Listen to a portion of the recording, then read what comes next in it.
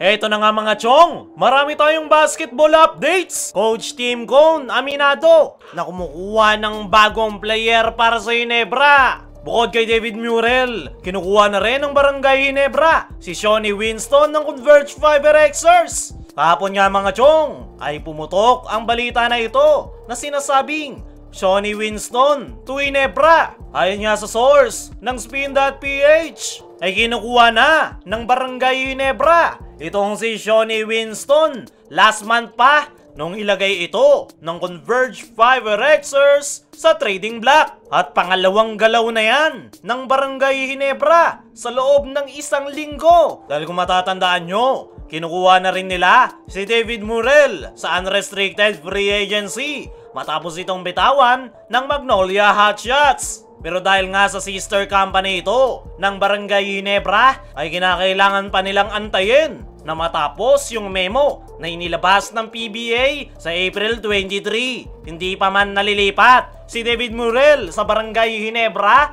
ay kinukuha na rin nila itong si Shawnee Winston sa Converge Fiberxers. At nagme-make sense kung bakit kinukuha ng Barangay Ginebra itong si Shawnee Winston dahil injured nga itong si Jeremiah Gray at Jamie Malonzo at pareho ng out ngayong season. Desperado nga ang Barangay Ginebra na makakuha ng serviceable parts na makakatulong sa kanila na makakuha ang All-Filipino Conference. At kung titingnan natin, yung mga gwardya ng Barangay Ginebra ay mahuhusay at battle-tested na. Ang problema, hindi na sila bumabata. Si LA Tenorio ay 39 years old na at unti-unti nang nagta-transition sa kanyang pangalawang karir na maging parte ng coaching staff. Si Stanley Pringle naman ay 37 na. May mga problema na rin sa tuhod at nalalapit na rin ang pagre-retiro. At malaking boost para sa Barangay Ginebra sakaling tuluyan nilang makuha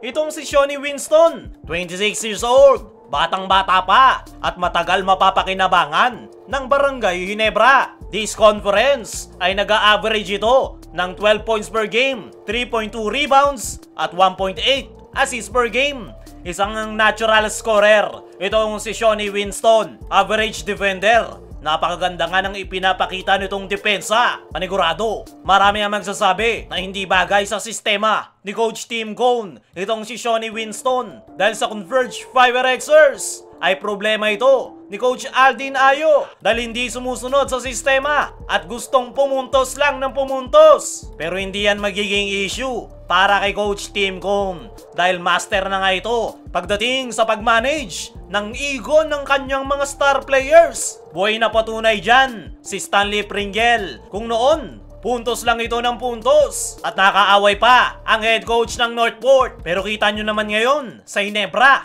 naging kalmado si Pringle. Ganun rin yung ginawa ni Coach Tim kay Christian Stan Hardinger at Jamie Malonzo. Kaya naman, hindi magiging problema ni Coach Tim ang ego nitong si Shawnee Winston. At kung sakali na matuloy na si Shawnee Winston sa Barangay Ginebra, ay katakot-takot yung possible na maging tandem nila ni Scottie Thompson. Pareho nga cell player at mas lalong bibilis yung opensa ng Barangay Ginebra. Nagsalita na nga rin itong si Shawnee Winston patungkol sa planong pagkuha sa kanya ng Barangay Ginebra. Tutukan natin yan sa report ng Spin.ph kung saan first time niya nga raw narinig ang balitang trade patungkol sa kanya. At nakakagulat raw na bibitawan siya ng kanyang kupunan ngayong end season. Pero parte raw ng kanyang trabaho na ma-trade.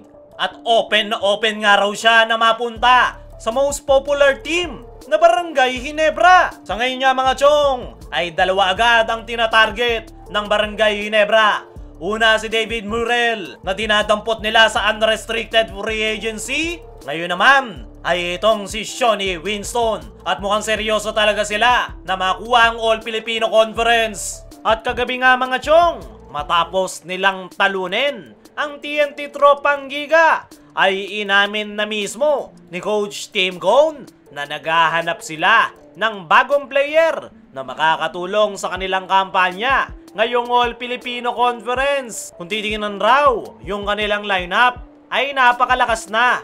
Yan ay kung hindi injured yung kanilang mga players. Unang araw na wala, si Jeremiah Gray. Wala rin si Aljon Mariano. At sumunod pa, si Jamie Malonzo. Kaya naman, aminado nga si Coach Tim na naghahanap sila ng bagong player.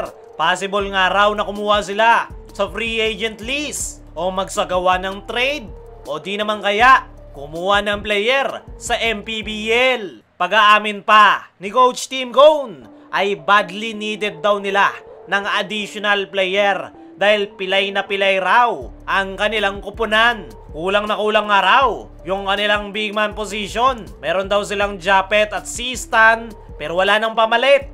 Sa gwardya ay wala nga raw silang problema. Pero pagdating sa wing to big man ay kulang-kulang raw sila. Inamin rin ni Coach Tim na kinukuha na nila si David Murrell sa unrestricted free agency. At inaantay na lang daw nila na matapos yung memo na inilabas ng PBA na matatapos sa April 23. Dagdag pa nga ni Coach Tim ay 8 days pa bago ang kanilang laro. At ang 8 days nga raw na palugit na yan ay ang gagamitin nilang panahon para mag-rebuild ng kanilang lineup at kumuha ng bagong player. I-expect raw na this week sila kikilos para kumuha ng bagong player. Ayon nga sa mga naging pahayag na yan ni Coach Tim Cone, ay inamin niya ang lahat ng kumakalat na balita ngayon patungkol sa kanyang kupunan ay totoo dahil kailangan daw nila ng bagong player na makakatulong ngayong All Filipino Conference. Sa ngayon ay tuloy-tuloy pa rin daw ang paghahanap nila ng bagong player at hindi nga daw sila pihikan. Ang importante lang daw kay Coach Tim ay makasunod sa sistema.